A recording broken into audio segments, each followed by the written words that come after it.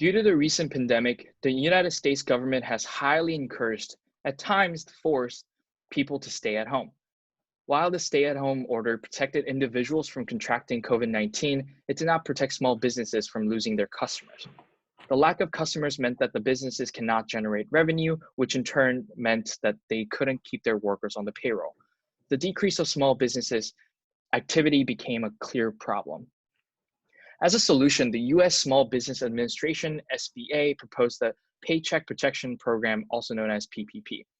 It is a loan program designed to keep the small businesses alive by providing an incentive for them to keep their workers on the payroll. PPP also states that SBA will forgive loans if all employees are kept on the payroll for 8 weeks and the money is used for payroll, rent, mortgage interest, or utilities. Upon finding about PPP, small business filed the applications. It seemed like a perfect plan for many small businesses to survive this pandemic. However, 94% of small businesses were disappointed to find out that they were not given the fund. On the other hand, the remaining 6% claimed over $340 million. Surprisingly, out of the $340 million fund, a large sum has ended up with small businesses located in the Midwest, notably North Dakota. This has brought our attention to why the Midwestern states have received more funding, both in amounts and in numbers. So we gathered the data from the Small Business Administration and operationalized small businesses as any business that employs within 0 to 499 employees. And we mapped two graphs, one which was the number of approved PPP loans per small business, which was the total number of approved PPP loans over the number of small businesses in each state that could have received the loan. And the second was the average value per business for each loan. And what we discovered was that there was a high concentration of both approved PPP loans and average value of PPP loans in the Midwest.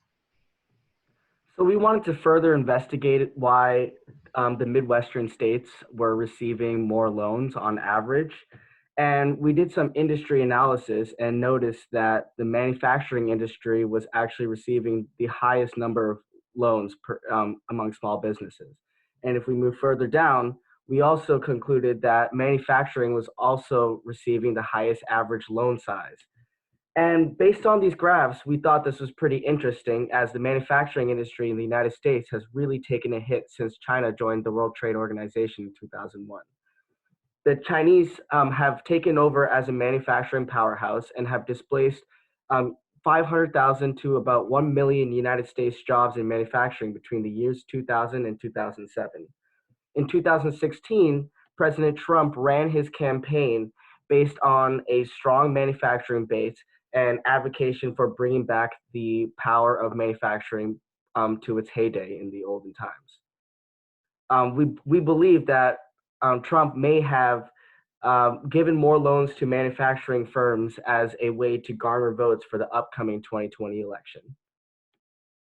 Seemed like a strong hypothesis, and the next step was to test it. And, we figured that the easiest way to test it would be to see if there were concentrated manufacturing small businesses in the Midwest. So we made another chloropleth graph, and unfortunately, that was not the case at all. Pretty much all of the states across the US have pretty standard shares of manufacturing small businesses. There wasn't that huge influx of manufacturing businesses in the Midwest like we expected.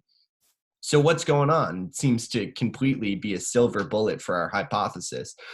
Took a look at another potential reason that there might have been more attention in terms of loans based on the unemployment rate as the coronavirus was setting in before the loans were actually disseminated. But again, there's no evidence that suggests that the Midwest would be the place to put the most loans.